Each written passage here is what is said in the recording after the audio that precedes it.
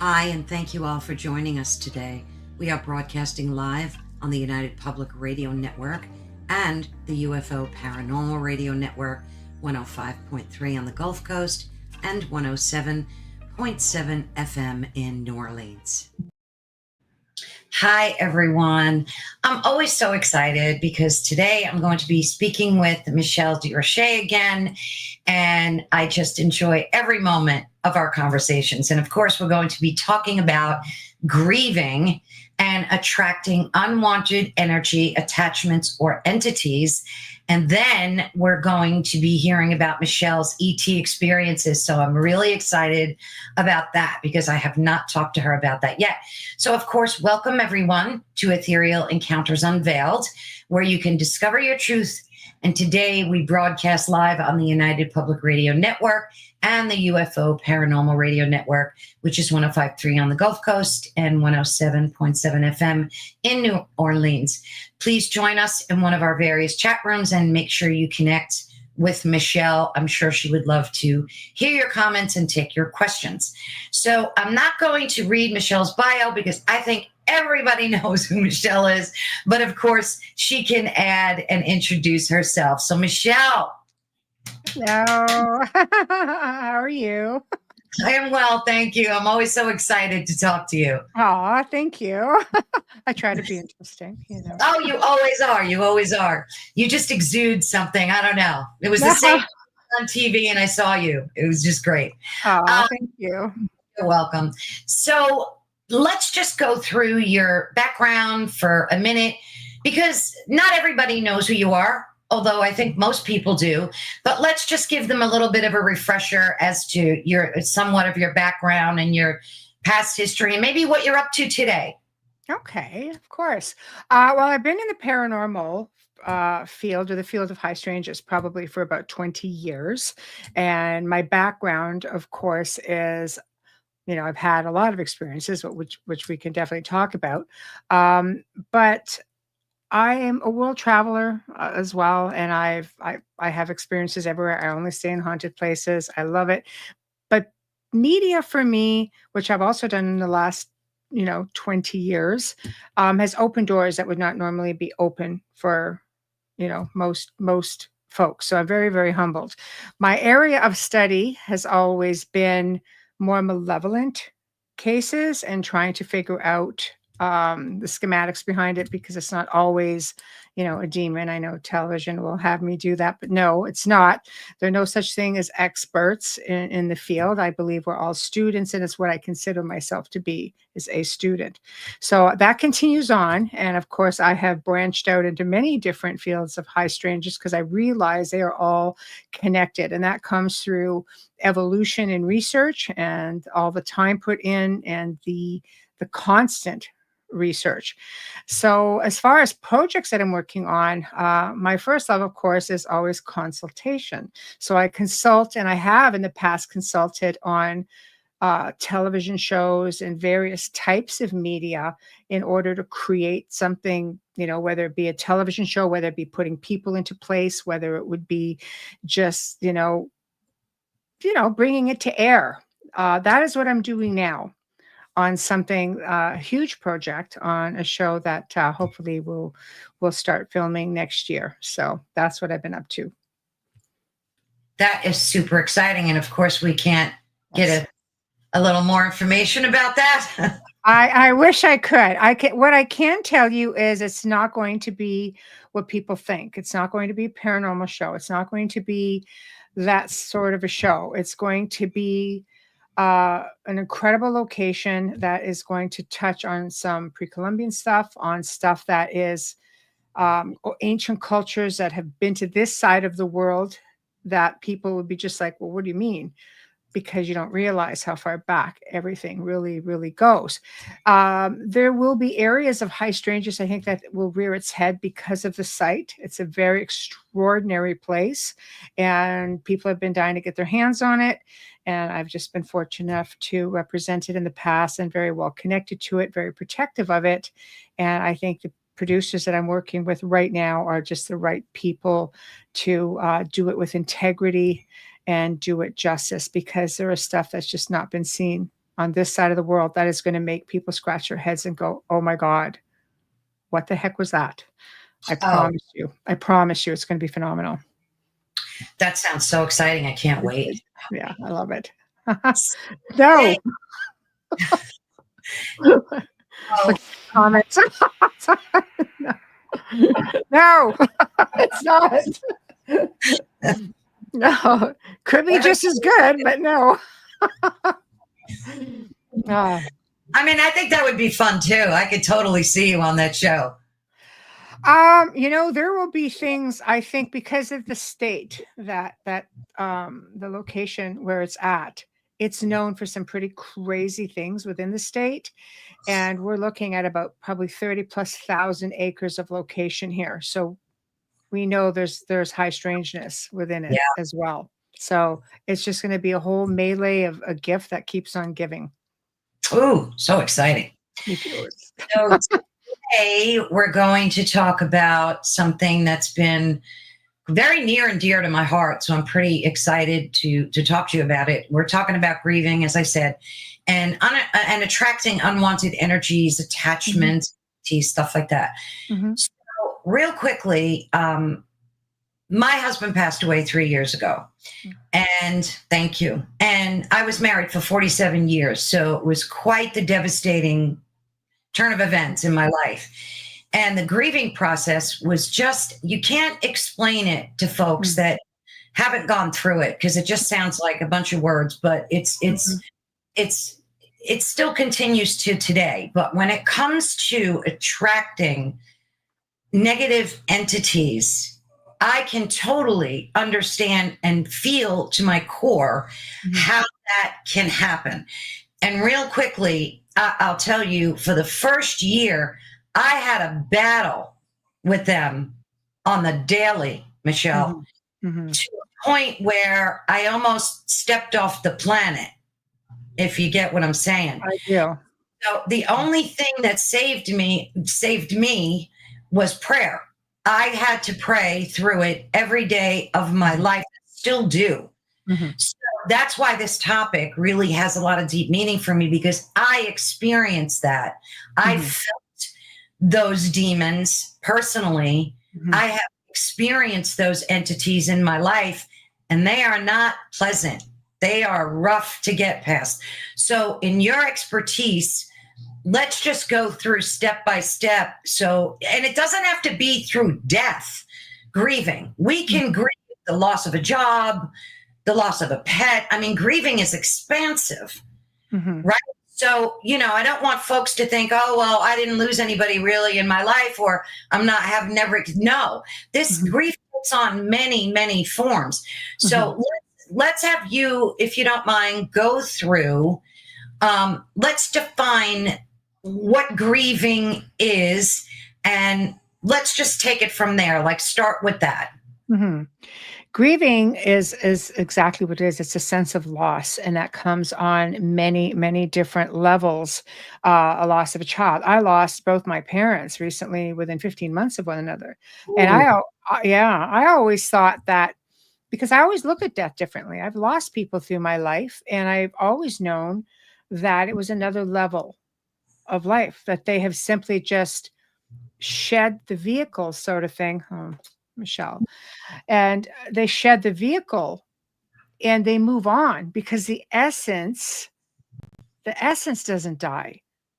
People say, well, the essence is born, the essence dies. No, I don't believe that any of that. I believe the essence it's a part of everything. We're a part of everything. We're part of something so much greater.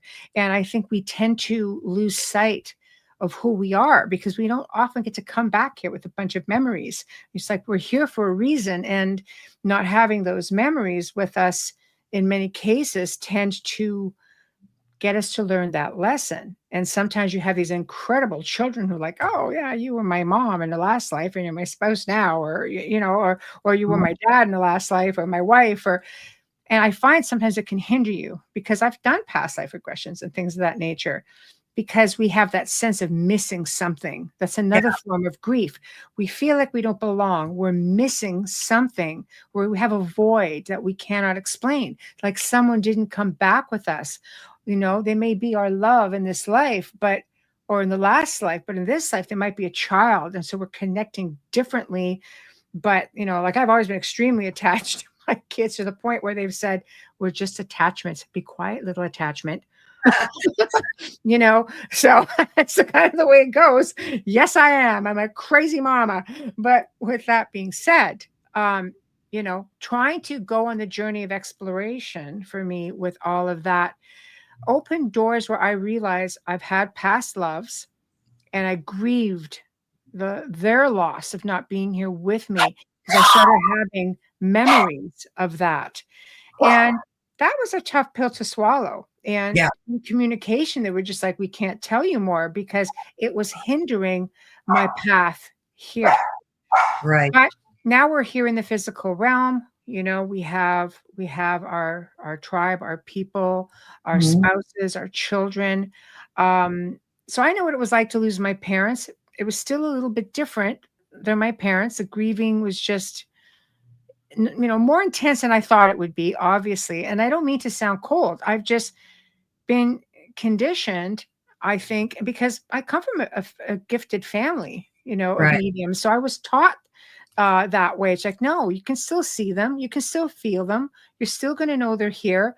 And believe me, like my mother was very, very much present and I could physically hear her, which isn't something that happens to me a lot, but it has happened a couple of times.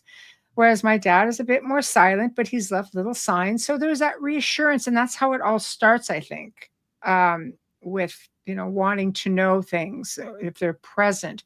I've had two of my very best friends die. And right away, I started getting signs, little electronic things started happening. A big one is birds. I was seeing birds on my property that were not even native to this part of the country.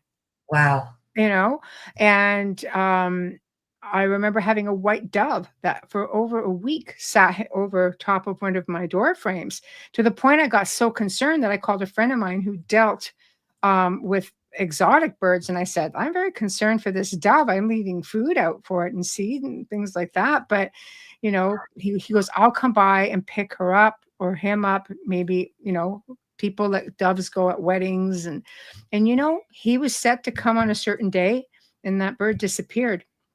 Wow. So, sometimes they leave signs and we don't recognize those signs.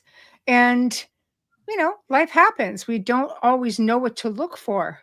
But what happens now if we start really looking for the signs? First off, let's factor in grieving and how it makes us feel. It puts us in very, very dark places. Mhm.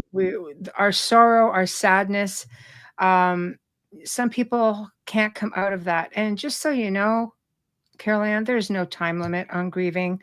There Right. just isn't. It's different for everyone. I sit here and often think about, I reminisce about my childhood, missing what was once and what is no longer. And that puts us into sometimes a deeper funk. Then we Right. start looking for signs. And we should be able to look for signs. We should be able to, without having to worry about what is going to come in. But I think we get into these depressions, overwhelming sadness, and Mhm. we start talking out loud, and we start saying, show me a sign. I want to know. I want to know you're here. Well, unfortunately, in some cases, not all, I've worked with many people who were grieving, who fell into the same situation you did over the last couple of decades. And this is why I talk about it. And I try to make people aware of a whole careful what you wish for thing, because things come in. There are Yeah, things that listen. I'll give you a sign because people don't know that it's not a legitimate sign, right? And very. I had a woman contact me a few years ago, just a beautiful individual, and she messaged me and she said, I have a message on my voice recorder. I need you to listen to this. Thankfully, she was in the same city, so I could get to her very quickly, because I used to have about year and a half plus waiting list to be able to physically, visit with somebody. Mhm. And I went in and she played the old answering machines. She played this recording, and somebody came growling and hissing at her and calling her terrible things. She said, "I need to know if this is my husband." Like, I don't know. Did your husband like you? Like, this is a little bit harsh. And she basically said, she goes, "I get things like this all the time." Where she went wrong is she started doing voice recordings in her home, which is something I don't ever recommend because it is an invitation to communicate. Yeah. And if it's your loved one, I don't think you really need I don't think you need to have a voice recording of your loved one. As nice as it is, there are a lot of mimics out there. Yeah. And this is what happened to her. And she kept doing voice recordings. These horrific things were happening. Her demeanor started to change. She goes, "I can't sleep. It keeps me up at night." And that's one of the things. You don't lack of sleep. You don't eat very much. You pick up, bad habits. Started just, smoking, and it was nonstop. And it got worse and worse and worse. And it took about a year, where she finally just went.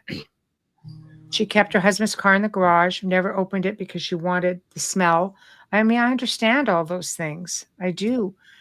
But for her, the avenue she took her down a very, very dark road. And I've seen it happen so many times. I've even questioned myself when my mother would be, she'd like to flicker with lights. And she always said, she goes, "No, I'll do the light thing. It looks easy." I'm like, okay. Oh, I know, it looks easy. And she did the light thing, and I'd be just like, I started second guessing it. And I'm like, "Okay, mom, you have to stop. This is driving me crazy." And it stopped completely.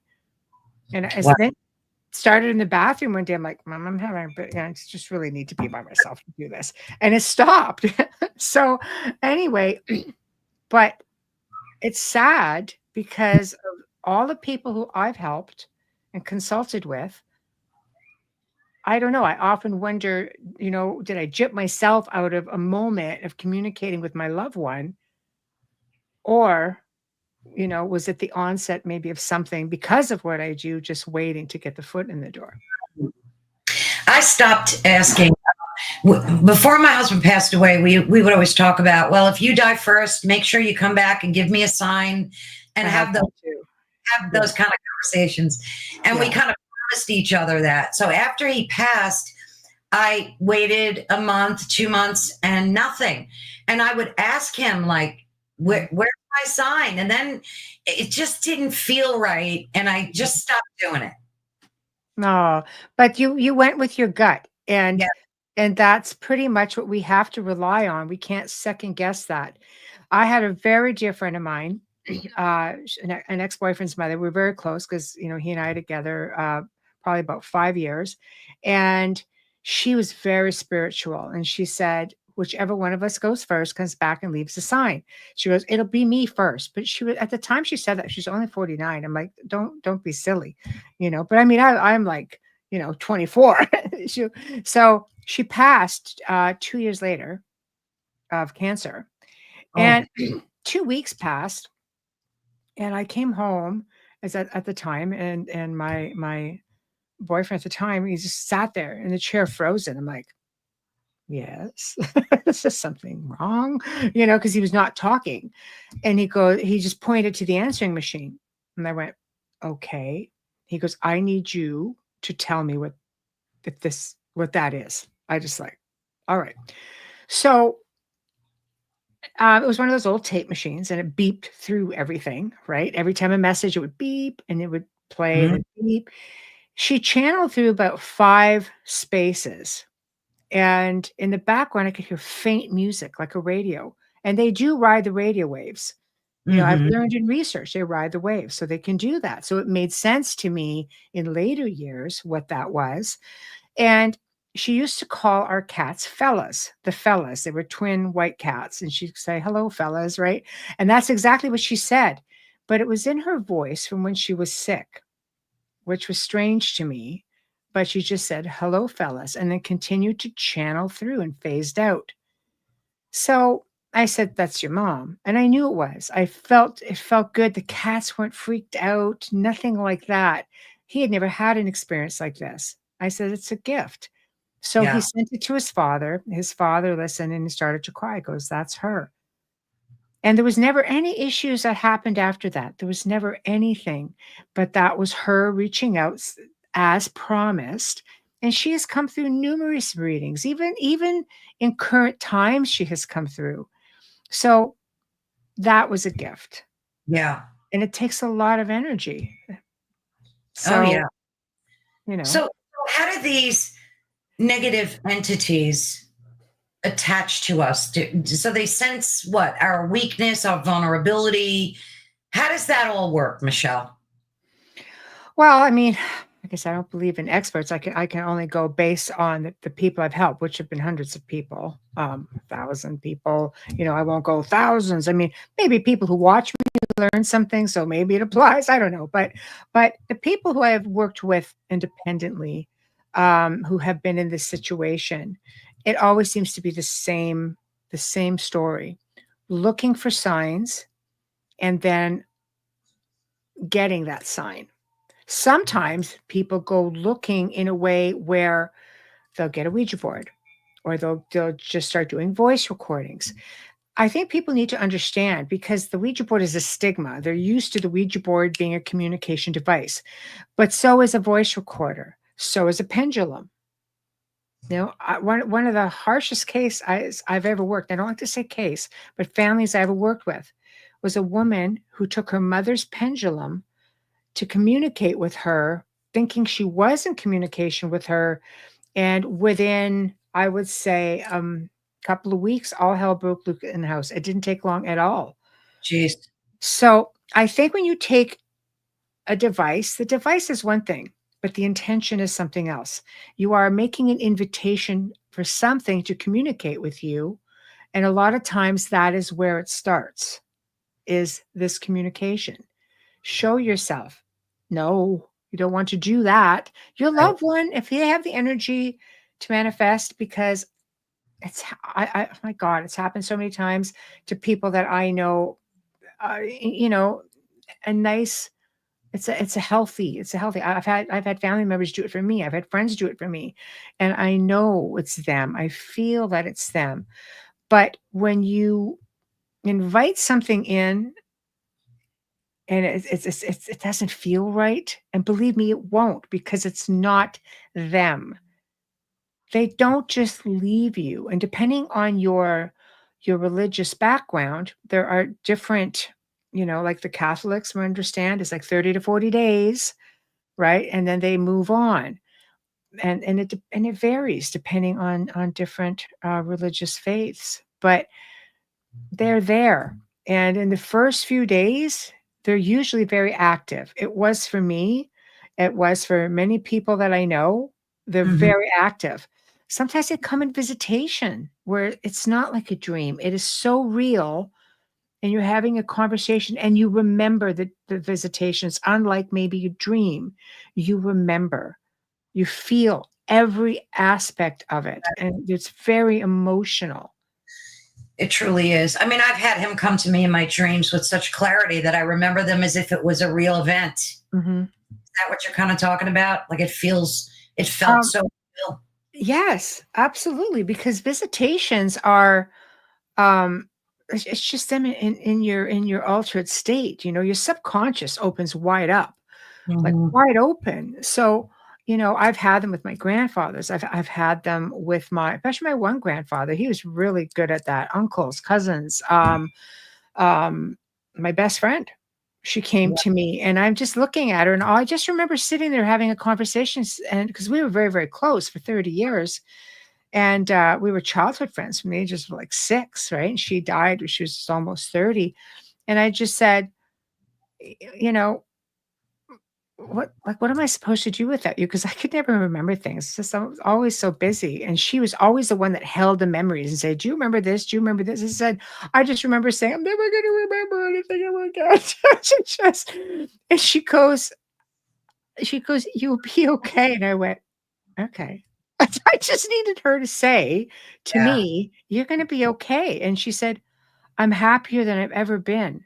Oh, wow. And that's all I needed her to say that. And I woke up and I was just like so emotional. Like my pillowcase was wet, and the same thing as the night she passed.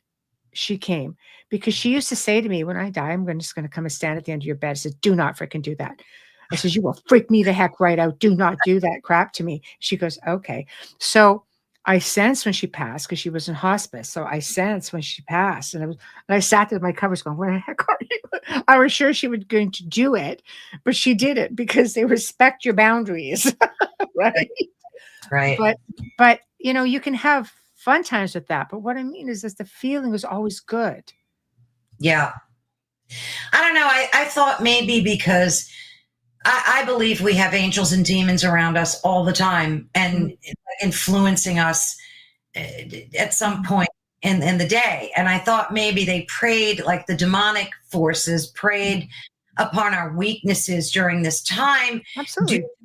heightened emotional Yes. vulnerabilities, and just our boundaries are down, our energy is Mhm. down. And I thought maybe, especially because I never ever had those thoughts in my entire Mhm. life about walking off the planet. Never, Michelle. No, but that's what they influence you to do, Right. And right? I couldn't stop thinking about it, so much so that I immediately got a grief counselor, and I told him, like, and Mhm. he's like, you just want the pain to stop. That's how he equated it. He's like, Mhm.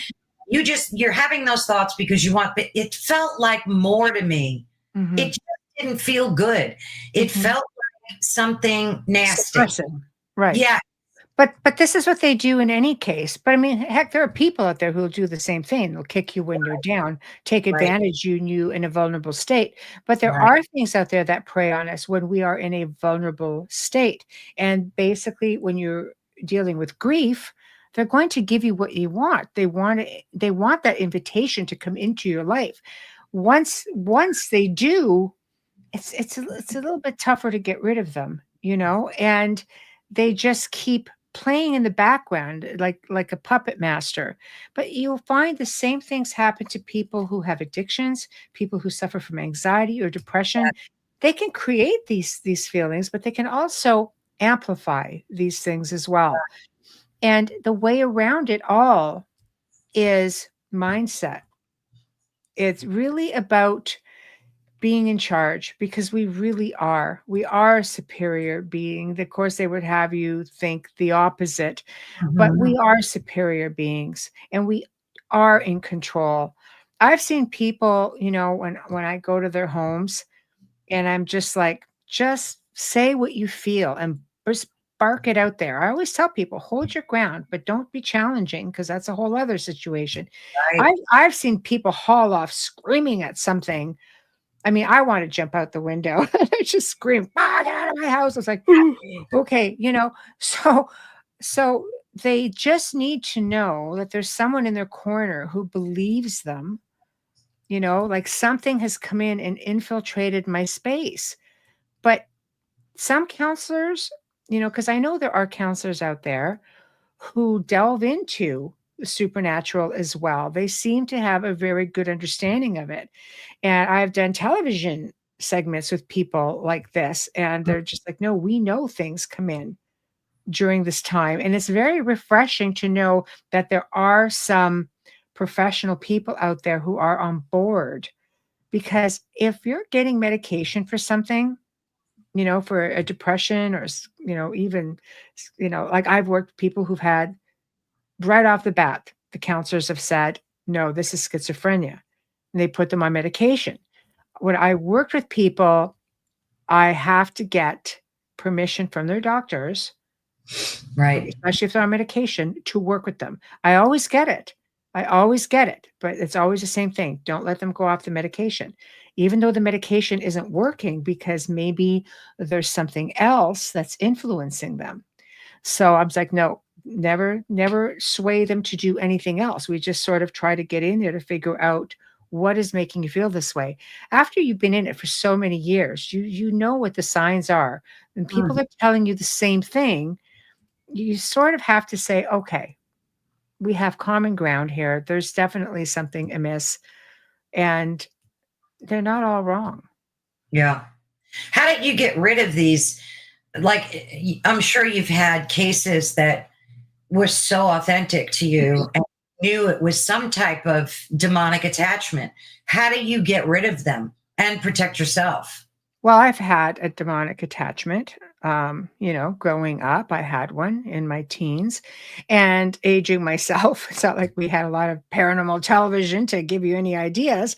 So I did it the old fashioned way. I went to the library and the closest I could get was a book on white witchcraft and how to work with different things like sage and what sage did and ghost gardens and all kinds of things. So I started getting versed at a very, very early age.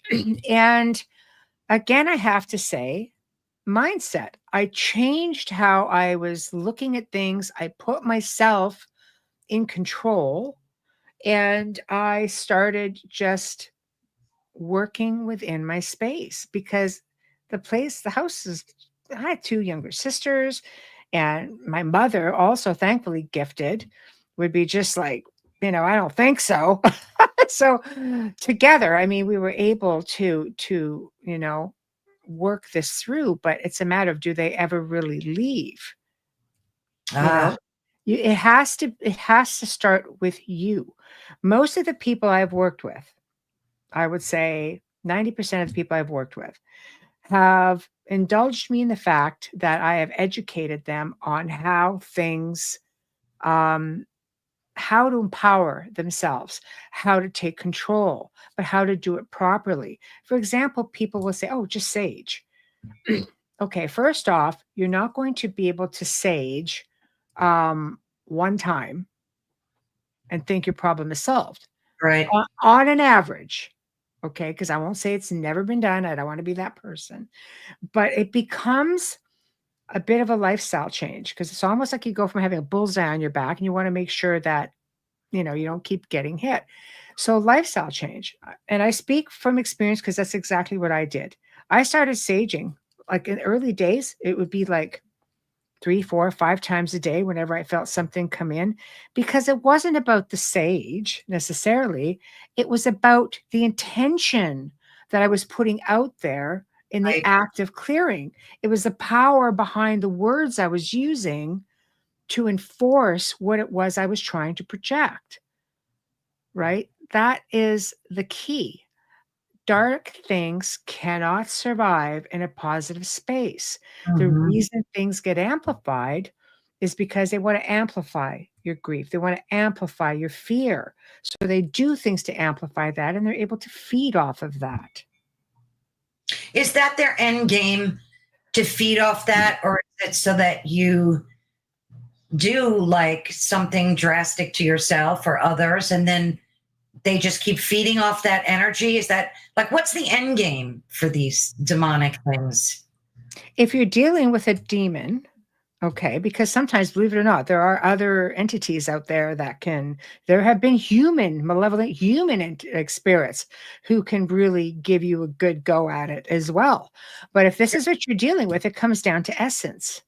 So there's not a lot of um, like true possessions, you know, and church might say, no, we're busy doing them all the time. Yeah, maybe at different parts of the world, but researchers on an average will tell you that there are not lot of really 100% true possessions. Like there have been some, like Annalise Michelle, the young man who was the basis on the movie The Exorcist. Those are true possessions.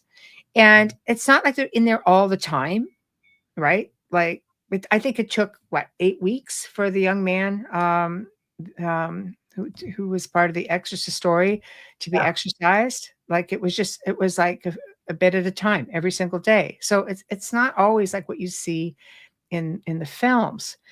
But I mean, that being the case, the end game is either you take someone else's life, you take your own life, better yet, you take both. Essence, it's soul essence. I mean, Yeah. I've seen spirits who had attachments because people figure I'm going to, even if they take their own life, it's like, it's with you. It's with your essence. It could feed off your essence. I mean, I've worked in homes where there were spirits who couldn't get away because they were held hostage by one of these Yeah, I've these heard that. negative entities. Yeah, because they keep feeding off of it. The cycle still Right. continues, even though you are not in physical form anymore. So they say, don't just go away, you know. So, So prayer a good thing for folks to do when they're feeling this? I mean, regardless of your religious stance, you can pray to whoever, right? So, is prayer a good way to definitively protect yourself during these times, or what do you uh, recommend? as far as anything definitive, I don't know if I could say definitive. What I can tell you is wherever you draw your faith from, if your intention is strong and your belief is strong and your faith is strong in what it is you're praying to, if you're a Christian and you are praying and praying, I've seen incredible things happen with prayer. Oh, yeah. Incredible things. And you are putting out something that is good and pure and from your heart. That is the best defense. I'll tell you, I worked with a family whose children were being terrorized, Oh, and they were Christian. And I reached out to a friend of mine who was a minister at a Christian church out of North Carolina at the time. It's going way back. hmm. And they had a team, two people that traveled the world doing what they called deliverances. They didn't call them exorcisms. And we waited a year for these people to come back into North America. And then they came up this way. And she did this thing, which I had never heard. I heard of it, but I'd never witnessed it. And it was a thing called speaking in tongues. Oh, yeah. When I first heard it, I was kind of like, I've never heard it. I sounded like gibberish. And Yeah. her husband warned me because it's going to sound a bit like gibberish. I'm like, that's a little bit of gibberish. Oh my goodness. It was full on like nothing I had ever heard before or experienced, because there were two locations that what I call infected by the same entity. They only came to one because other people who tried to come and help them previous to me were Mhm. doing things back with them. So they were there for 2 hours and both places got cleared within those 2 hours. And they were dormant for probably about 18 months. Wow. Well, speaking in tongues is very biblical. I mean, there's a Yes. lot of churches that do Yes. that, and Yes. Yes. yeah, I just holy, never experienced it. And I sat back and went, oh, that is something pretty incredible. But the intention that that woman was putting in, the power behind it, you could see it. You could see the energy, the power she was projecting. And I'm thinking it is very, very interesting to yeah, to behold it, really. So I believe that faith is your faith in whatever you have your faith in, is definitely a major plus in keeping you focused, grounded, and in a good place, yeah, because you have these things that try to mock a lot of that. So you better make sure that your faith in it is very, very strong and that you won't falter from it, you know? right, right. Absolutely, it has to be heartfelt. You know, Mhm. it's interesting because I saw a video not long ago of a former like black magic witch, Mhm. and she said they would always, her and her group, they would always like cast spells on people and whatnot. Mhm. She said that the only people she couldn't cast spells on were people who were praying. Mm. And the other day, well, even last month, I heard these witches were putting a hex on Trump so that he wouldn't win. Mm. And they said they couldn't penetrate because he has this protective barrier around him. Mhm. Yeah. So that's why I'm thinking prayer is really one of the best defenses during these times. Well, it absolutely is. There are people out there, intention is a very strong thing. Mhm. So if people are intentionally putting a lot of intention, especially as a group, to focus on one person or one area, they can do a lot of damage. They really can.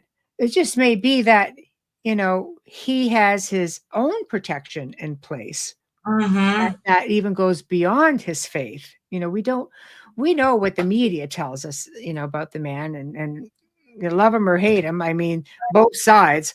I do a lot of planetary work, with amazing light workers, and the week before the election, there were so many light workers actually putting incredible energy over the United States, because we knew one way or another, one side or the other are going to be highly disappointed. Oh, yeah. However it goes, is that balance is going to get offset, and there are going to be people who are going to be from both sides distraught, upset, angry.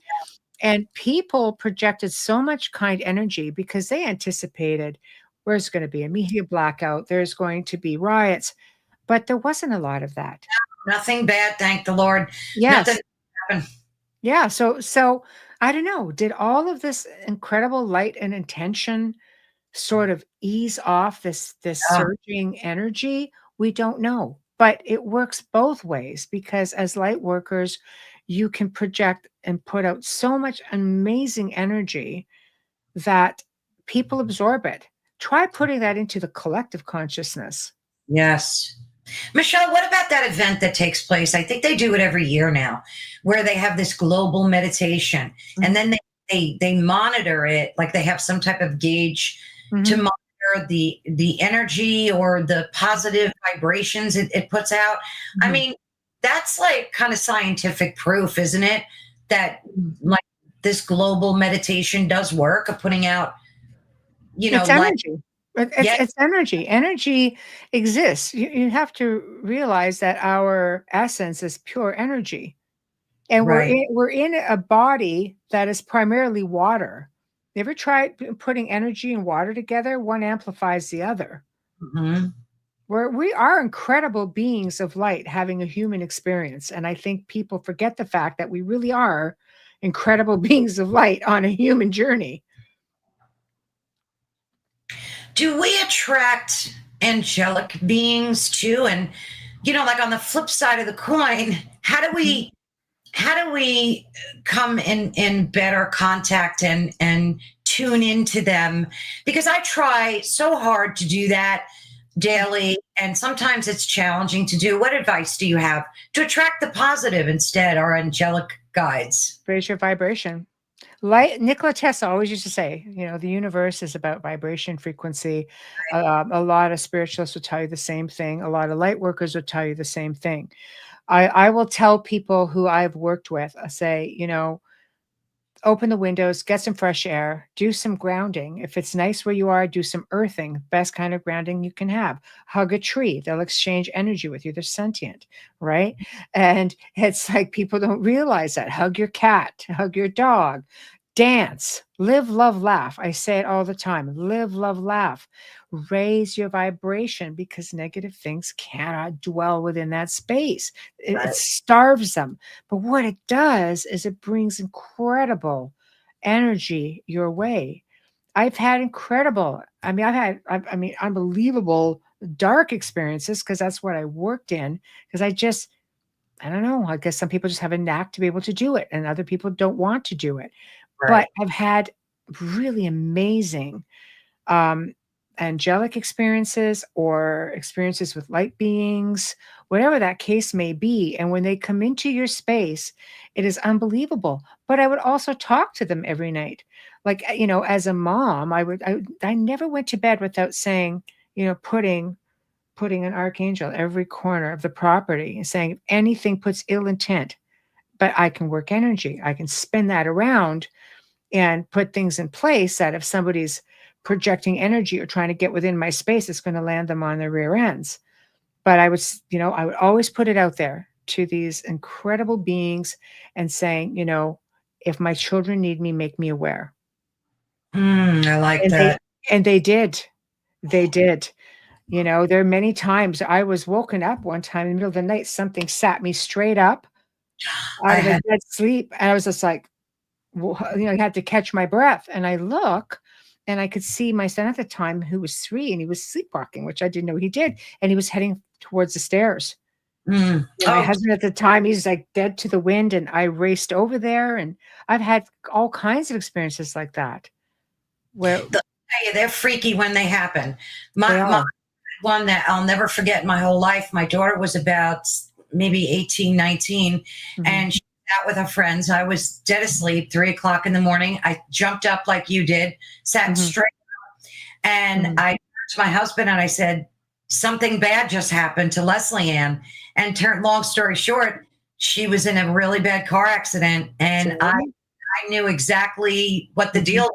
But there is that connection that we have with our There loved. is. But they will if you ask for it. Right. You'll get it. Like, we are not alone. Sadly, there are dark things in that space as well, but we are not alone. Your loved ones don't just walk away from you. Eventually, I mean, we don't know how the whole reincarnation cycle works. You don't, you're assuming that they're going to decompress and just, they have that time and things, I mean, just from experiences and communicating with people who had regular connections with their loved ones after passing, where they go through this period of time of silence and then they'll come back. But I've heard people say, well, they'll make sure that the circle, the soul circle is back together before they just go.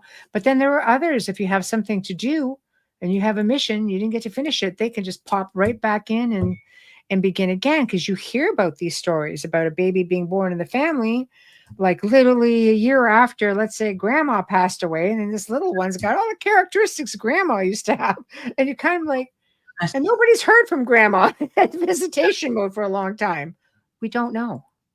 No, we don't. We've heard, I mean, it's all over the internet too. These children that were reincarnated and know exactly Mhm, their previous lives down to like mhm, addresses and whole mhm. entire life stories. So Yes. that's Oh, exactly. yeah, Exactly. But I love that. So there's nothing in the rule book as to when they can come back. Could they wait? I guess it depends on what kind of a soul agreement you all have right. before coming here. Sometimes, it's believed that we all agree to participate in one another's journeys.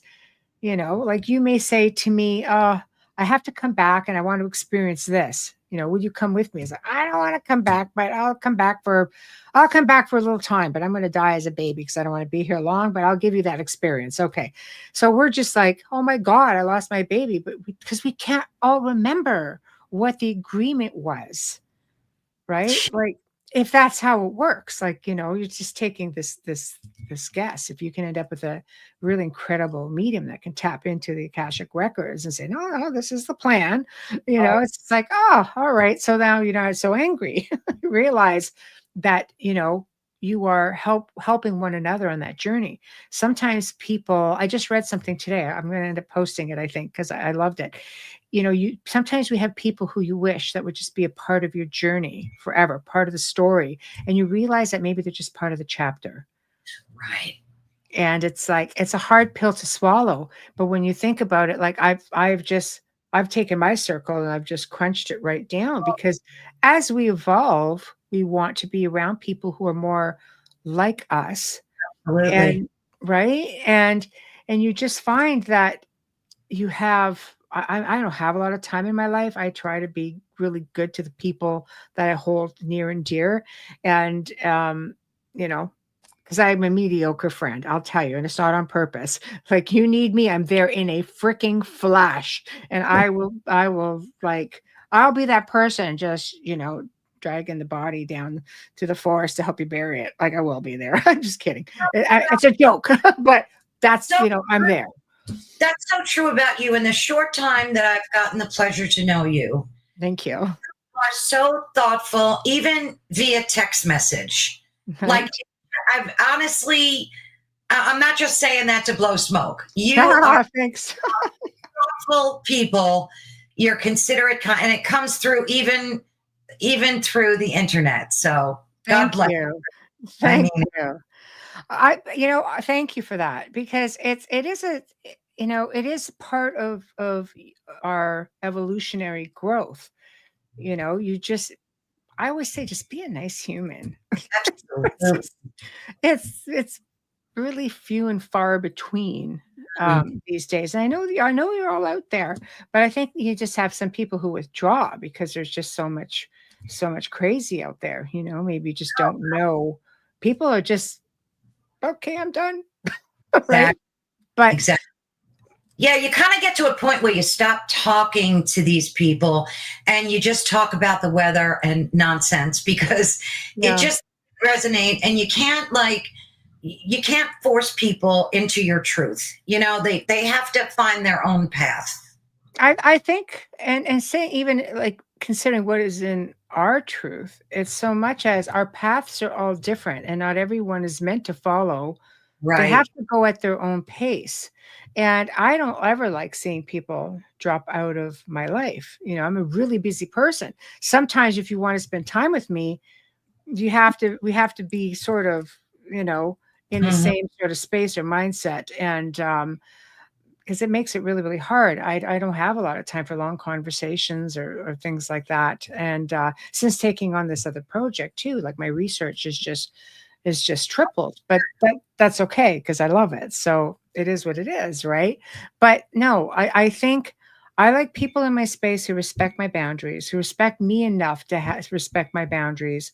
Who that's a big plus for me, and you know, and I'll do the same. You know, I just feel that I want to evolve with everyone. I want everybody to do it. I want everybody to find peace within themselves and just shed, you know, any pain. I don't like to see pain in humanity. Yeah. It just it hurts my heart. And there's You know? so much of it. It's just Yeah. but on Yeah. the flip side of that, there's a great global awakening that's taking Mhm. place.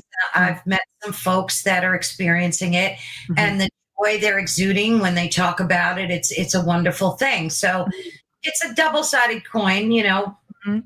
I think it's what you put into it. If you put out positive vibrations and positive energy, you will attract the same to you. Yeah. Well, it's a manifestation. You know, your brain will believe what you tell it. I heard someone say the other day that it's what you said before, that it's all about vibration and energy, and Mm. that if you ever wonder why sometimes good things happen to bad people, and you walk around saying, "Well, why are they always so lucky and they're rotten people?" But they said Yeah. it's the energy they're putting out there is attracting Mhm. the good into their lives. It doesn't matter if they're a good person or not. Mhm. It's what they're exuding. It's manifestation. Some people are very good at the art of manifestation. You can manifest what happens in your life. People are like, no, you can't do it. I've tried it. Then you're missing a step. Yeah. I could say the same thing. I wish I was a master at the art of manifestation. You know, but it doesn't always work that way. So all we can do is try to look at the positive side of every situation. I think it's a good place to start in raising those vibrations. It's just the glass isn't half empty, it's half full. Right, right. You Well, know, when it's it came out, I think it kind of screwed a lot of people up because they thought they had a manual in their hands to read it and then just manifest everything and anything that they wanted in their lives. And when that didn't happen, they were like, it mhm. doesn't. No, no, it really is about intention and inner strength. I truly believe that. But I also know that has a lot to do with collective consciousness because I do a lot of energy work with people in the week. And I can tell you that, you know, one specifically is a very dear friend of mine, Bart Sharp, who also has a show on the network. And you know, we spend a lot of time when we're working together. I like working with him a lot because he is such a positive person. He's so positive. Oh, thank you, Heidi. But we make a point of always taking a positive thought, and before we finish up, we we push that energy into the collective consciousness. And it really works.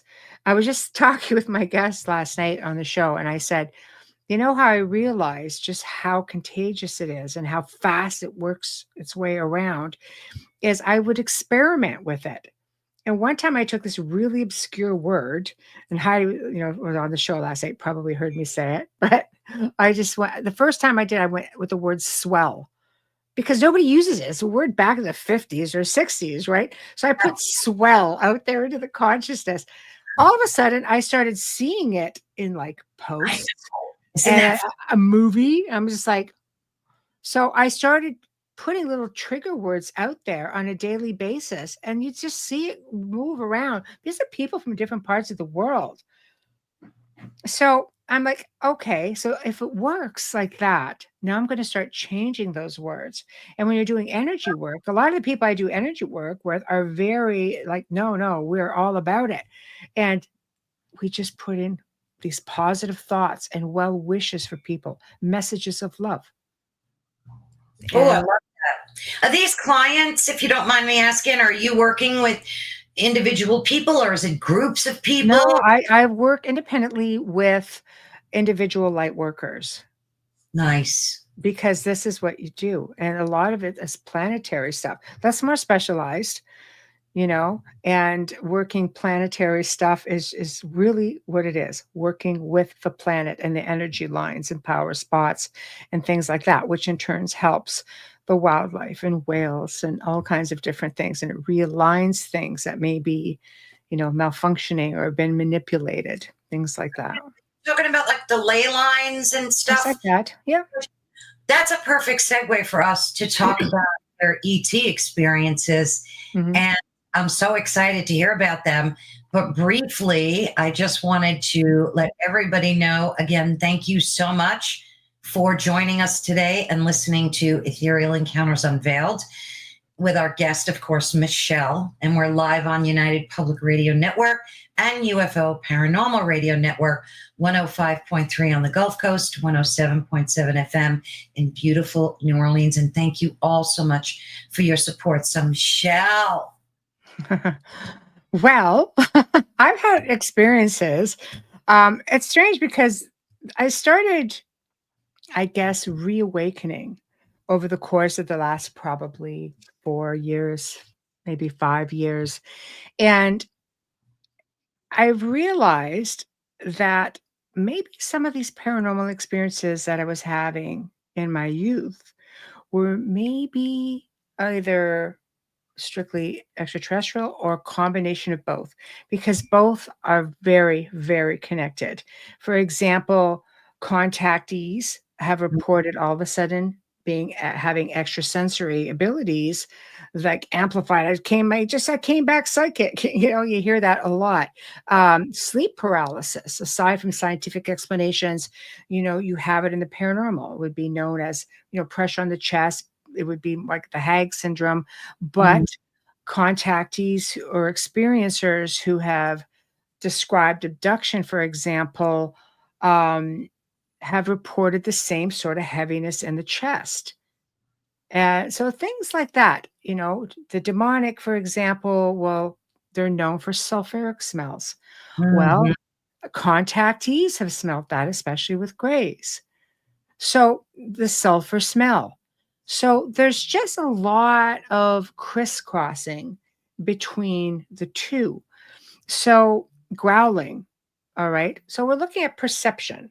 I'll back up one quick minute. Perception, how we've been conditioned, like through religion. And I say condition because we grow up with this. It's conditioning. It's how we learn, right? It's how we learn. I mean, some people will, you may be born and next thing you know, you're the reincarnation of the Dalai Lama. So you get it from a really early age. But most of us is conditioning. We're taught to Right. go to our establishments of faith, and we're taught all about it and go through, the different rites and so on and so forth. So we would know them as angels and demons. But if you are an experiencer, you might say, is that demon a reptilian or a draconian? Are these Mhm. angels simply light beings?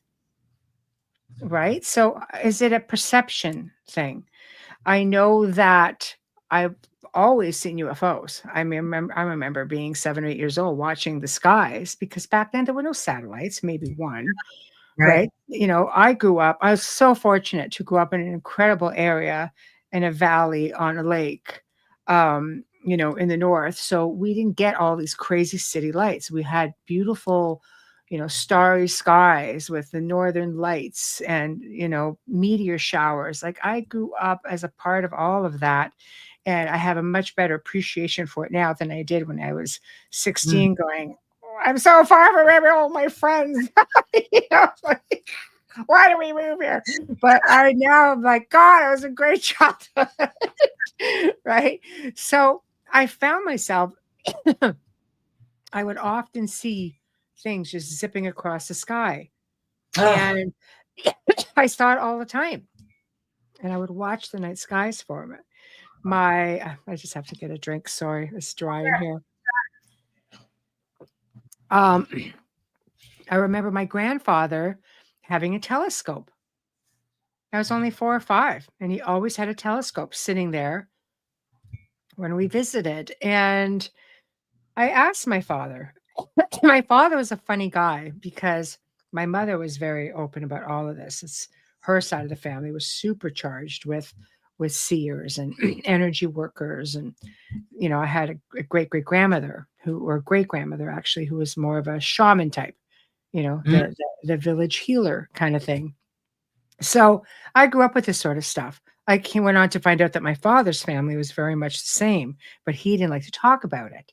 Oh, Right. He didn't like the whole thing. But he did tell me as I got older that, oh yeah, I experienced all kinds of things. Well, thank you. Because as a child, I felt completely like, you know, like I was losing my mind because you're just like, no, that doesn't really happen. It's all couldn't be naturally explained.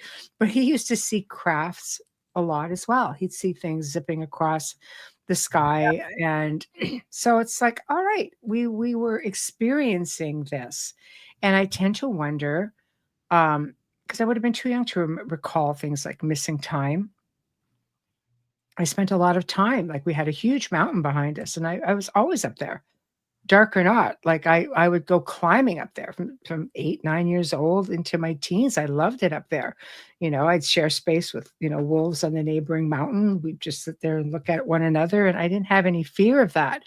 And I remember one night very vividly watching a craft come down to the valley on one of these mountains.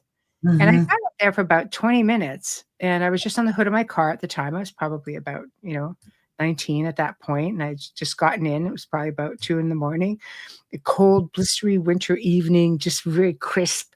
And I watched it come down over the mountain range. I just kind of, that's interesting. Okay. I knew what it was. It was completely silent. Completely silent. It had one little blinking light. It's like, okay. And then seriously, like once it came down, it wasn't down very long. And all of a sudden it just shot straight up and then just shot off to the side, to the right for me. And the next morning, again, I didn't think much of it because it's not like it's the first time I've ever seen things moving around. That's the first time I ever saw something come within that close to me. But the next morning we had military helicopters just going around the whole. We had 2 of them. They're the whole valley.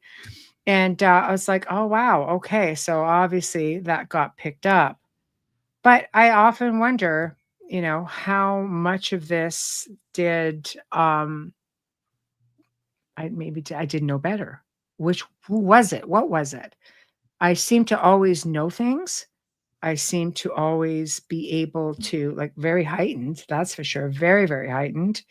And I would occasionally get the smells, and I had all kinds of different things happening. But I'm sure I was also projecting a lot because I was one of those teens.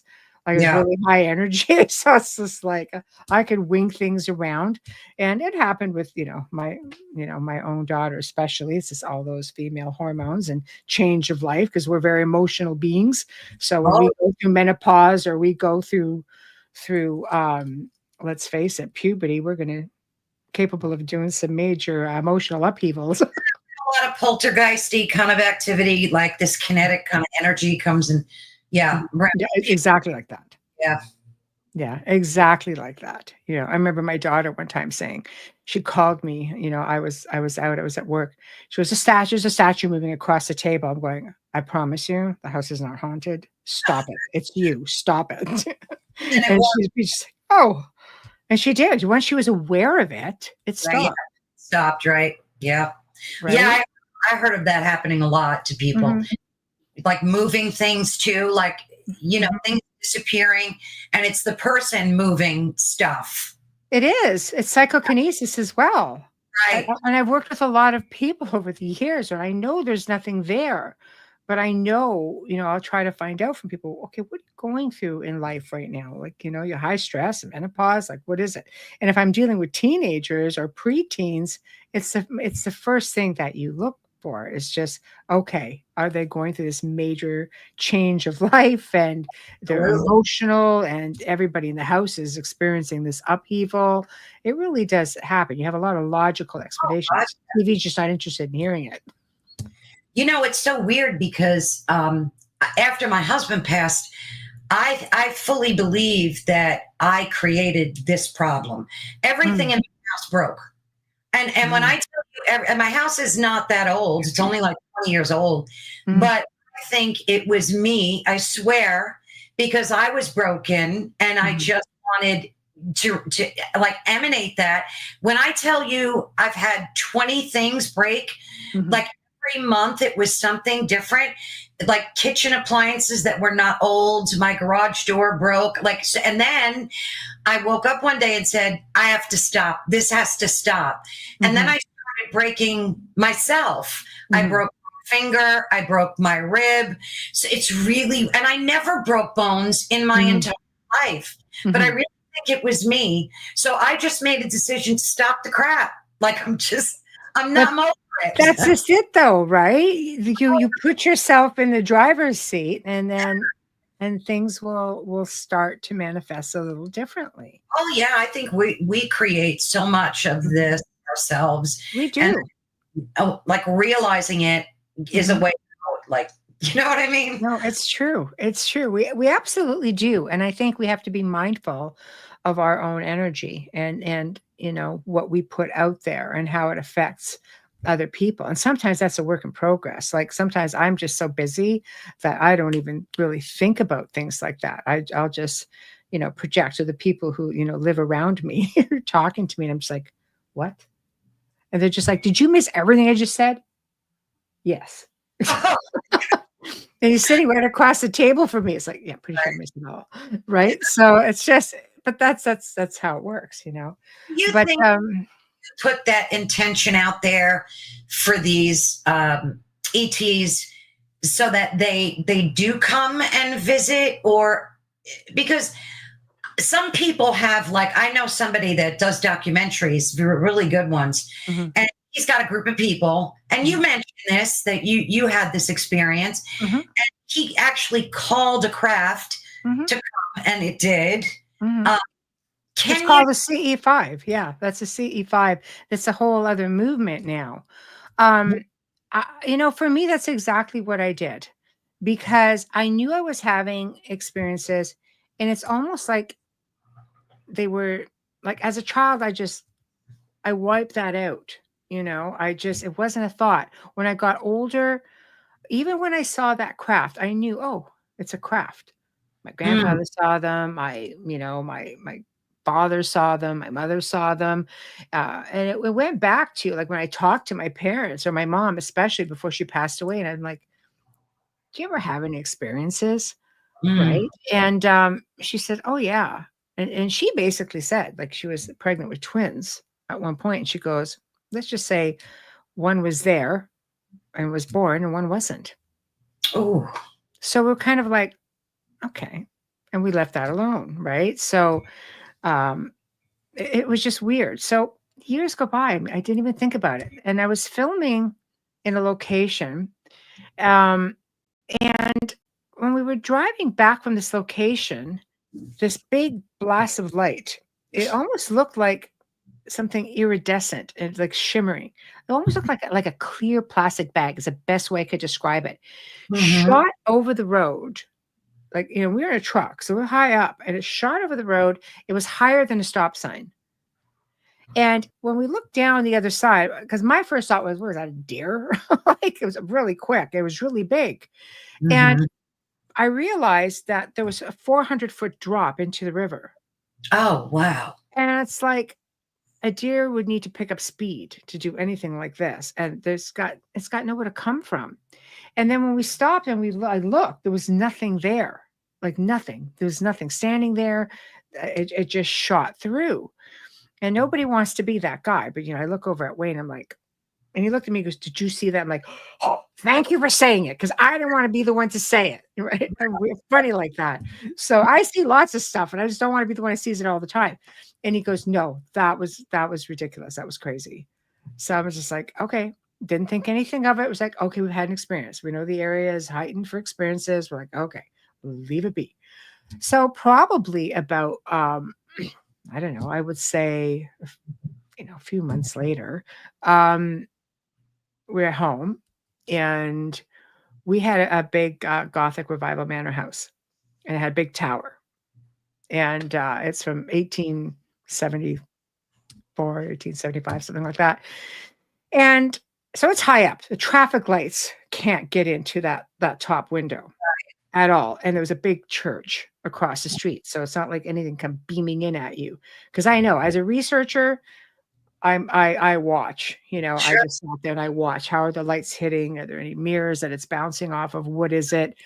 One night, something, just this big light came blasting through the front window of the front bedroom, hit a wall in the adjacent ensuite, and bounced right back out.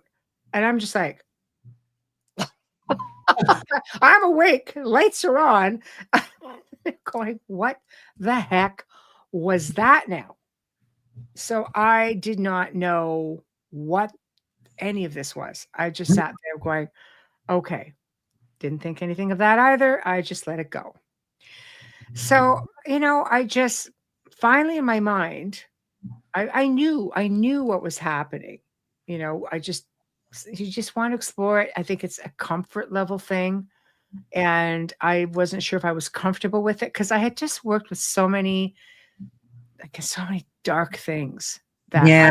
I just like, oh, you don't know what it's going to be. You don't really know what you're opening up to, because I hadn't researched it enough at that point. Right.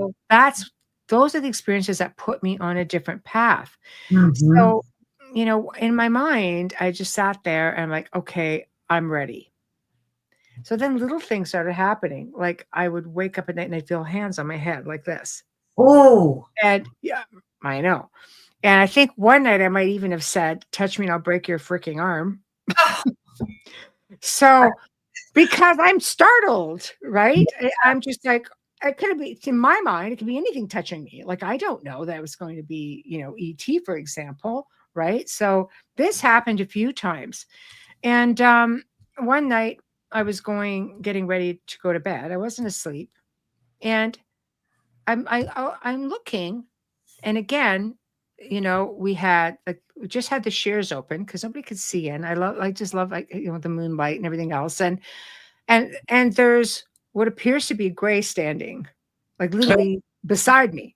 Probably about 4 feet, give or take. I didn't have the tape measure out, but I mean, I'm lying down, so I'm looking up at it, and it appeared to have like a suit, like it had to have been a suit, because it's very smooth, like it's very smooth, um, and of course I saw the lenses and the head, and I'm just like, all I could say, I'm just like, nope, and I rolled over. oh, no way. I did. I went, nope, nope. Like, I just, in my mind, I'm like, you're not really ready, are you? Because I just went, I mean, I could have probably reached out, leaned over and touched it. It was that close. I just went, nope. And I just rolled over, and I was just like, you know. So the next day, I'm processing a lot of this. And that's when I really started just getting into heavier research, because I realized, okay, this is a thing. And I was seeing more, having more experiences, and working. And I see Dolly's in chat, and Dolly and I got talking, and she helped me to reach that little bit of calmness, because she'd say, they're going to be respectful. If you just don't want them there, just say so. It's like, okay, good, because I'm kind of like, like a little bit of a roller coaster with all of this right now. And and Amelia and I working, together at the time, and she tapped in and she goes, "Oh no, like this is explaining how everything was from her perspective." And I went, "Okay, I think I can be calm with this because these things were happening." It got to a point where it was a haunted house, so it was really tough, but the spirits of the house were not stuck, right? They were visitation. It had a different feel to it. It wasn't a crazy malevolent thing. It was just very different. But it started getting really dark upstairs all the time. So when we opened up the curtains in the tower, there's a street light that was up by the corner of the church, and it would if it came through, if we had the curtains open and it came through the hallway, it would light up the entire second floor. And it didn't do that anymore. It was just dark, so What, then what accounted for that? What was that from? I don't know, was it veiled? I really don't know, because it got to a point where Wayne get up to go to the bathroom and see this little bald head. You just kind of go, "Hey." He turned around. We got pretty comfortable with it, and he just go back to bed. And at that point, it was just like, okay. So again, didn't think much of it. It's like, it is what it is. Okay, obviously they're curious, whatever. We would feel. Then I started flashing back. Okay, but we would feel sometimes, especially if you were outside, you could look up and see through something like it's a night sky, but it had this kind of like a vibrating sound, and you're kind of like, something's over the house. It was crazy, but it was really, really, Oh, uh, maybe that's what it was. yeah. So then I started remembering the house I had before that, which was probably about 40 minutes just north of that house. And I'll tell you something, at about 2 a.m., every bloody night for a while, I would hear this, and the house would start doing this. Oh my word. Right? So I'm kind of like, okay, so I knew what was happening early on. Yes, yes. And that would probably explain it. So they may have had something over the house. Who knows? You know, Yeah. and it kept it very dark. But I mean, I would be doing interviews or on the radio show because, when the world shut down for a while, I went from being at a radio station and I went right into having to do it from home and soundproofed everything. And the house had walls that were 3 feet thick, so it was just perfect, right? But people would hear things, and people would caught a glimpse of something behind me at one point, and we could hear them upstairs. We hear something, and was just like, well, it's definitely not a like we knew we had like a couple of spirits in the house. They'd never done things like that. So I'm thinking, okay, and then you would go on that evening to have something going on. So we never used the upstairs because Yeah. it was a really big house, right? So we just let them be. We're like, okay, whatever. We just kept it dark up there, and eventually, like I had a huge room in the back, and then they just started coming in around down there. But I just became very comfortable with it, and now, of course, I'm I completely think at ease. it's not malevolent or there to hurt you or your family in any way. Did you ever have any memories of being taken upon a craft? Like, do you have any details? No, Like just meeting that gray, was that your most intense? the one that I remembered. I mean, I've had what I call downloads. I've had visions of things, and here's where that gets weird. I've had visions where I'm up and I see the stars, right? And I'm coming up and I'm looking at something and I'm looking through a portal. I'm like, oh, this is a cool ship. I remember that clearly. And I'm looking out at stars through like a round portal sort of like area. And it's like, okay. But now you just wake up, to me, it's like, that was cool. But beyond that, Was that an out of body experience for you? Maybe. I mean, it I don't sounds. know. Yeah, I have no idea. That's what I mean. Like those are early days for me, so I really wasn't connecting a lot of dots. But I would be shown things. One time, I was almost like I was on this what I attributed to an on ramp onto a highway. It looked like that, and and I have one of my cars. I recognized it, but when I Mhm. look back, it's almost like it wasn't smooth. It was like being on ice or something. It's hard to explain. And I look back and there's this huge, almost like the whole area behind it was in pastels, like a big doorway, all in pastel colors.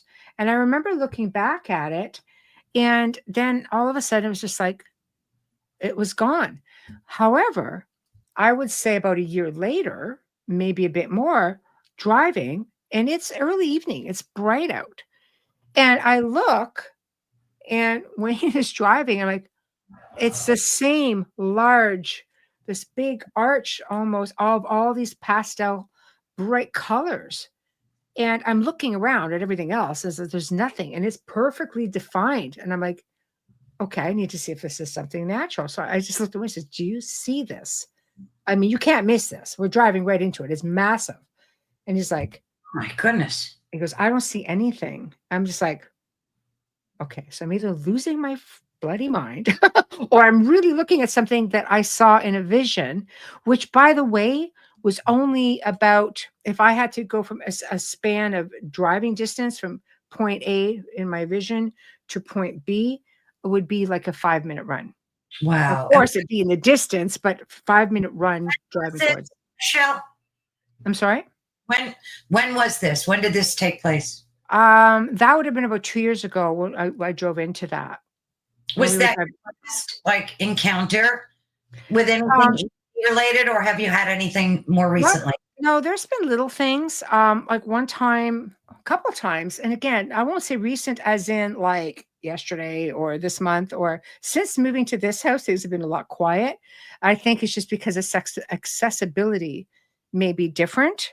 It's more of a it's like it's a golf course community, so everybody's very tight knit, and it's just the layout of all the streets. I mean, it's not like it was before where there's nobody around because you've got this big church or along the river. Like accessibility is different.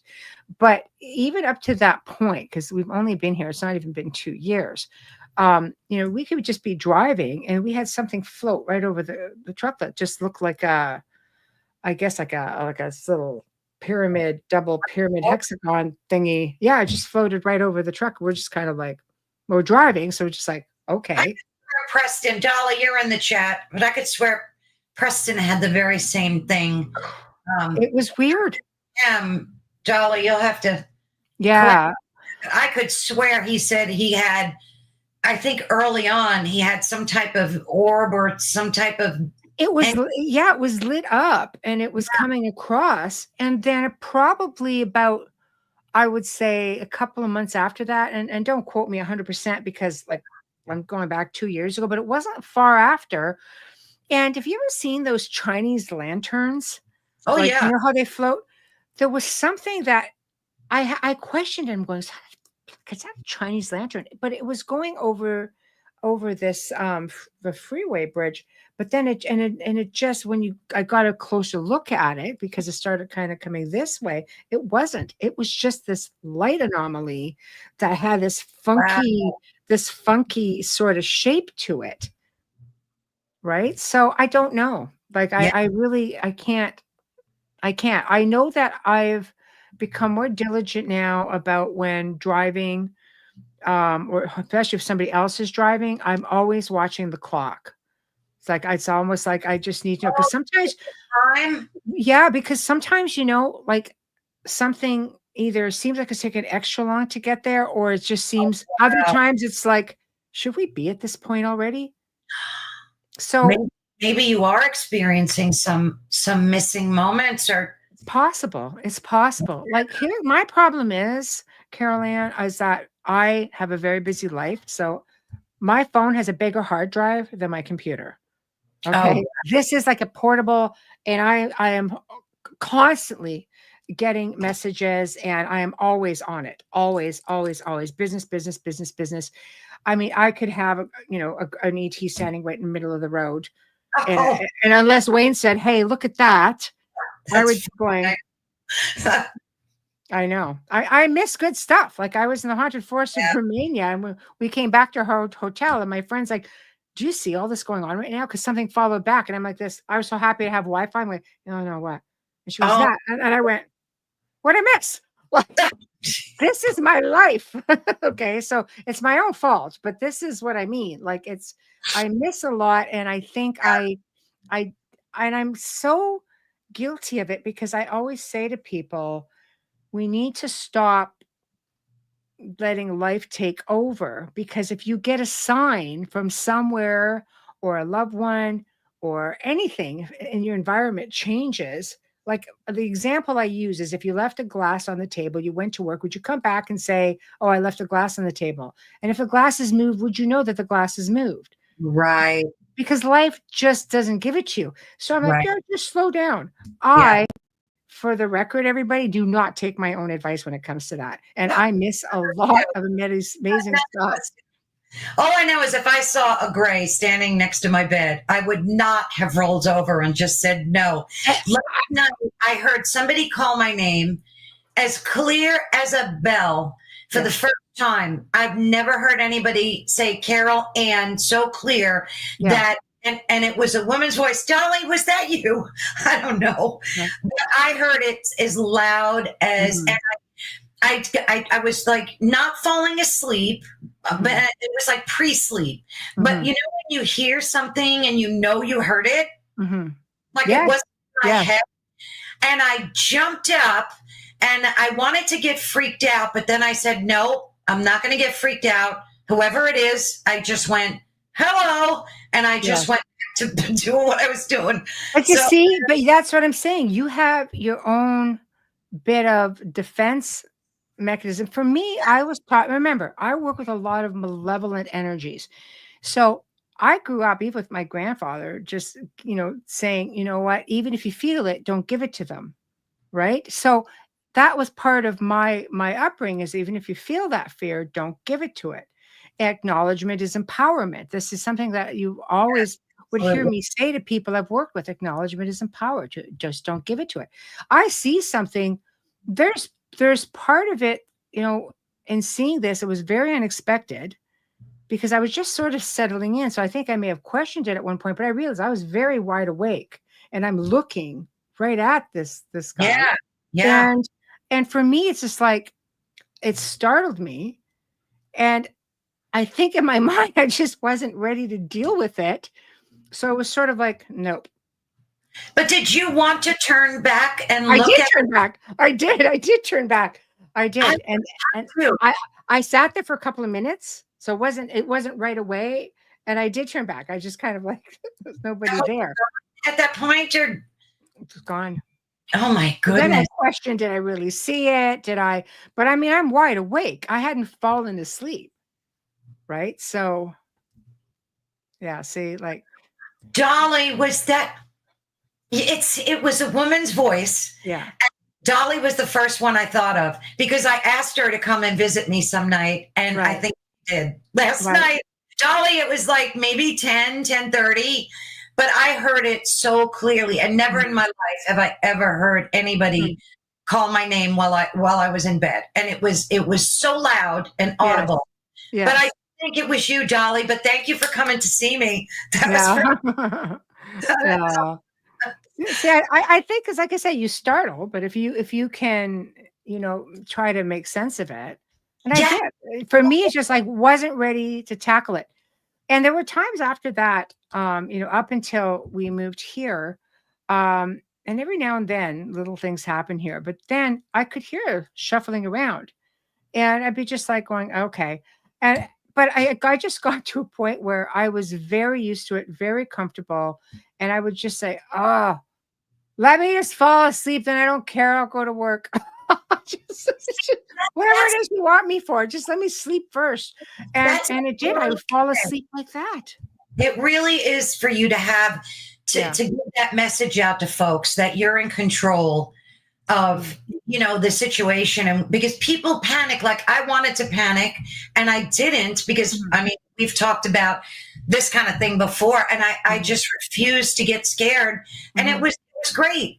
Yes. But ET thing, if I saw gray, I don't know. I might have run out of my bed screaming. I don't know. No, I think if you condition yourself, like I had been thinking about it at that point, because I had sort of said, okay, I think I'm ready.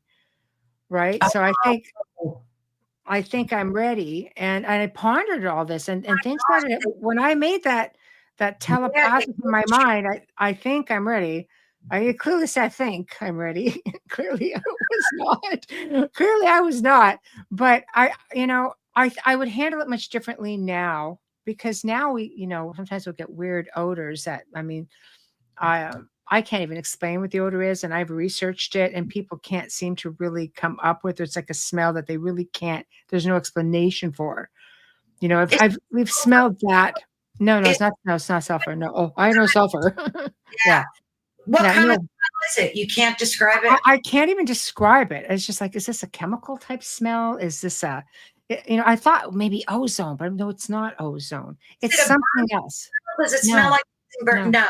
no, nothing like that. So, because I've tried to research it, I've gone on to chats and just read other Yeah. people. Other people have said the same thing. I'm like, okay, that's interesting. So it's still something that I'm trying to find out what the heck it is, because we've had that here, and there are times here where it gets really, really, really dark, and it's like, okay, because it happens in the paranormal too. But I know there's nothing around, so it's like, okay, we got used to it there, and every now and then we'll just hear little sounds, and they used to scamper about, if they were just creaking floors or whatever. We'd be just like, okay, it's so easy to think it could be one or the other. I don't lend credence to either of it. It's kind of like, okay, I know I come back and wake up and I'm dog dead exhausted, and I shouldn't. So but I always say, just let me fall asleep, whatever, and then okay, whatever, I don't care. I just kind of leave it at that. It's a good arrangement. Though, right? You said, I think I'm ready. Well, that was a few years ago, and then things started happening more and more, and I just, I don't know. I just thought back to some childhood things. I said a lot of this would make sense because I experienced some of the same things, but somewhere along the lines, I shut it off, right? But probably because I was having so many heightened experiences, or I was projecting energy as well. So the emotional, going through puberty and everything else, it's like we go through a lot when you go, your body goes through these emotional Oh, yeah. changes. So Yeah. everything kind of got put on the back burner, and then of course, then I had children, and I kind of thought, okay, and I know they were having experiences. One of my sons, my youngest son, was terrified Oh, of aliens. I'm going, why? And if he'd see a gray on TV or something, he would just be like, oh no. and he has a vivid encounter of going something trying to pull him through a window, and he just hung on, and he's just like, no, and that was it, and dropped. So I'm What? like, I know. I'm like, why did you not tell me this? And he goes, I don't know. You don't know, because it happened to him when he was a bit younger. Oh, And he would go checking every night. I kept thinking, what a strange little person this is. He would go checking, even on the second floor, which was high. You couldn't get to it. We were on a 2-acre property surrounded by ravine, and you know you're safe. And he would go around and check all the windows and make sure everything was locked. some kind of experience. Oh, without a doubt, without Yeah. a doubt, he had some kind of experience. My daughter would see things out there. I mean, it just wasn't like, I mean, we were pretty much all seers, so we would see things. I've come to learn a lot more about the area, like there's just a lot of stuff that has since surfaced about that area as, research and everything else. But I mean, I'd have something come in over the house, and I'd be just kind of like, okay. Now it makes sense, because my son would say, I used to hear that. I thought it had to be a plane, but the plane eventually goes over, it's gone. Right. And you hear a plane. I mean, Well, it could shake the house, but it's at 2, 3 in the morning. It's like it could still be a thing, but yeah. it's pretty habitual. And eventually they fly away. Oh, They don't just sit there for 10 right. minutes or so, and just that was the high house. It would just shake a little bit. Goodness. What do you, if at all, what do you hope for today in terms of ETs? Like, do you want to have an encounter with one? Do you feel like you're good? You don't need that anymore? Like, where are you at right now? No, I welcome it. I've become very comfortable with it. It's fine. And whatever the case may be, we've we've had light beings come through, And you would think light being that they just kind of float around. We've had, some that are pretty heavy footed actually, in the other house again though. Right. So, a little bit different. You know, I've had encounters with, experiences, with reptilians, not seeing them per se at all that I know of, but, through like communication, things like that. But it's just that kind of wigged me out at first because there's something about being, these low growling voices. But my guest last night sort of put it in, made me reframe it a little bit. It's just like, well, it's because I've worked with a lot of dark things that growl at me all the time. Why But, are they but, growling? but, sorry. Why do they growl? What's up with that? Well, Like I what? mean, it's the voice, I think too. And he goes, it's just a different type of octave of frequency. It's Oh, why does it startle you? I don't know, because it's growling. I yeah, don't know, but I think logic would tell you something growls at you like a bear, you run. So, yeah. my mind, something growls at you, you can't see it, you run faster. This is right. So I don't know, but I try to reframe a lot of it, and I'm trying to spend less time working when I'm not here working. I need to put this down, Yeah. but I get messages constant, and I need to put it down and start paying proper attention to what is in my surroundings, because there are things that they're trying to get my attention. For sure there is. And it's just a matter of the comfort level. I think it's natural. It's human nature. You go down to lay your head down at night. It's supposed to be your safe place. Something comes in, and this is where I think some contactees or some abductees, as they say, get a little bit ornery, because it's like, this is the boudoir. This is where I'm supposed to feel safe. This is where I'm laying my head down at night. It's where I feel vulnerable. And then you got company. I would feel the same way if it was a human being.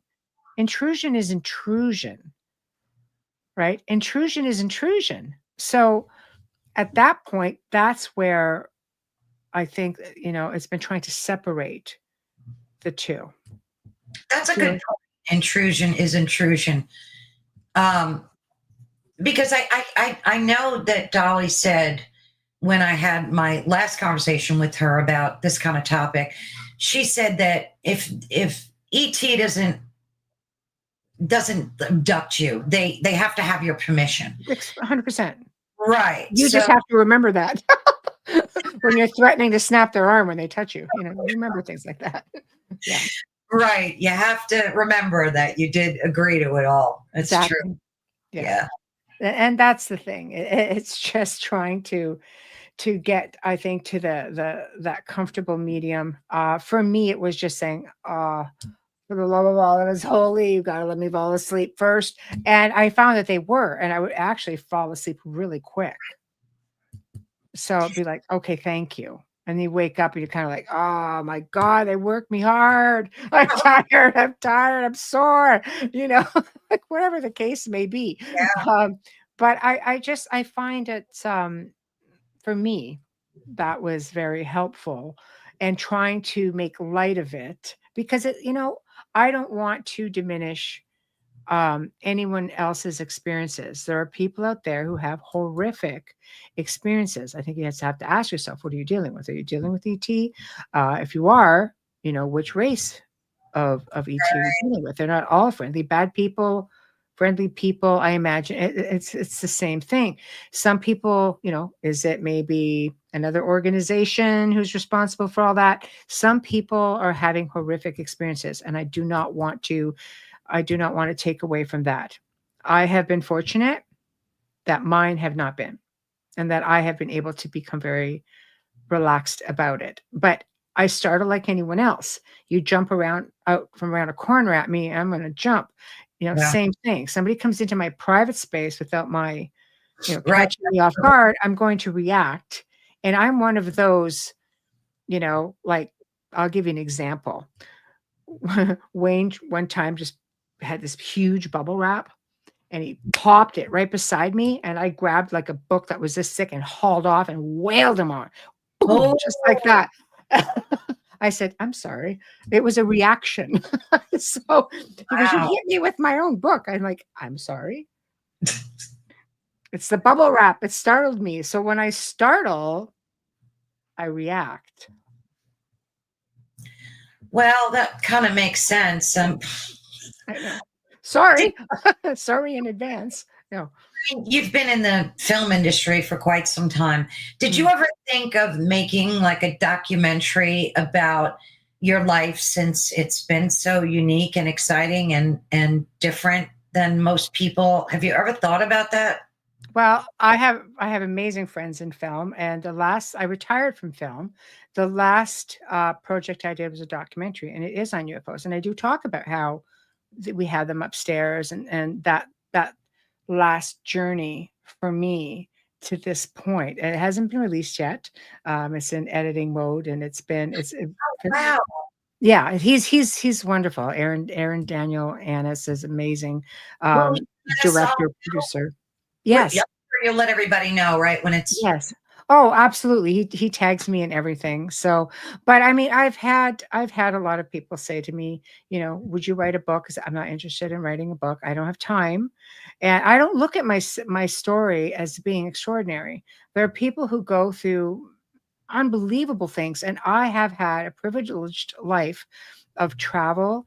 I have had an experience, and a privileged life of amazing experiences that from what I've been told, people only dream of having a life like this. That's aside from the whole paranormal and my career.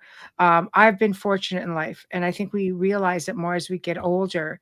Things that you may take for granted at some point. I realize, I have had a very, very good life, but I was put here in this time and this space with world events being what they are for whatever reason, and I have helped hundreds of people in situations much like what you went through, for different reasons. For yeah, some reason, that was my knack.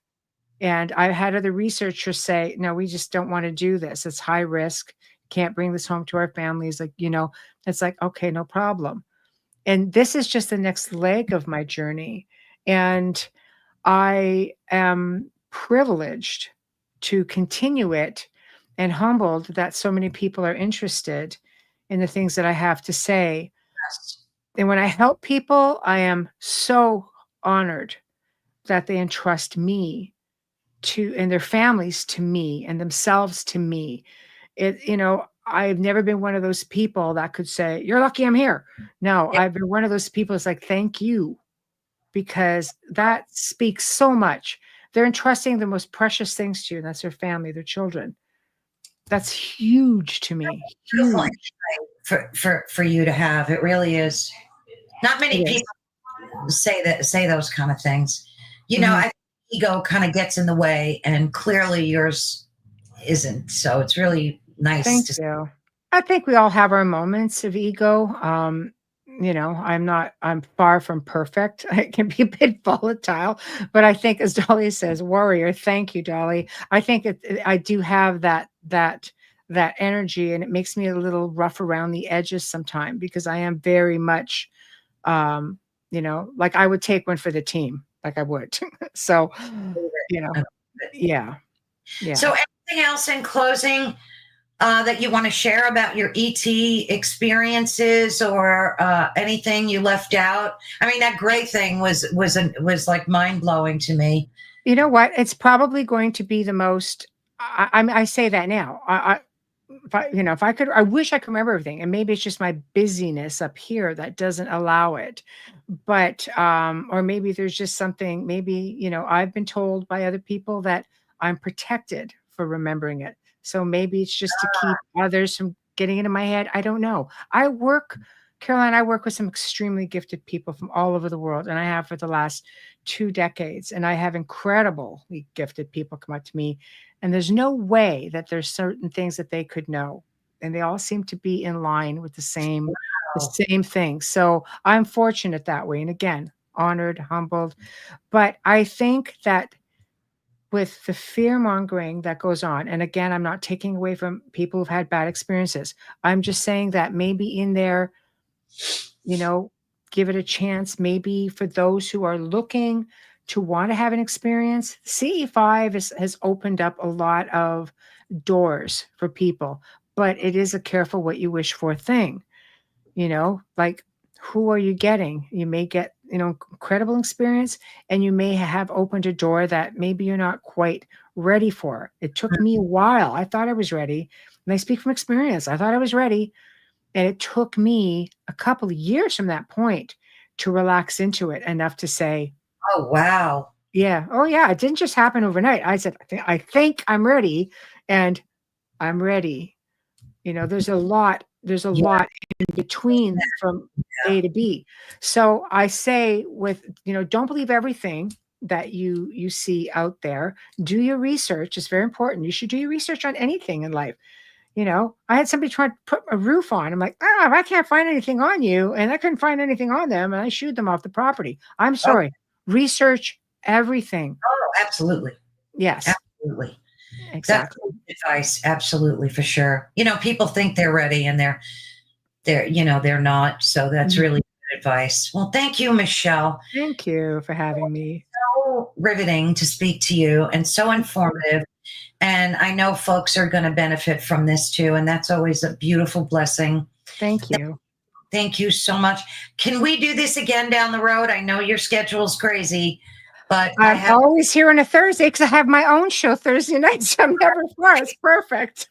Yes, we can. I'd love to. to make Thank sure I you. pop in there. Thank you Yes, so much, Michelle. God thank bless. I love you. you You dearly. too, darling. Thanks, everybody. Good night. Soon. Well, thank you so much, everyone. I can't explain how much I enjoy talking to Michelle. It's like I never get bored. I'm riveted every second, and I'm sure all of you are. But thank you again so much for joining us. Of course, we were broadcasting live on United Public Radio Network and the UFO Paranormal Radio Network, which is 105.3 on the Gulf Coast and 107.7 FM in New Orleans. Thank you again. Please be sure to join us next Thursday, every Thursday from 5 to 7 Eastern Standard Time.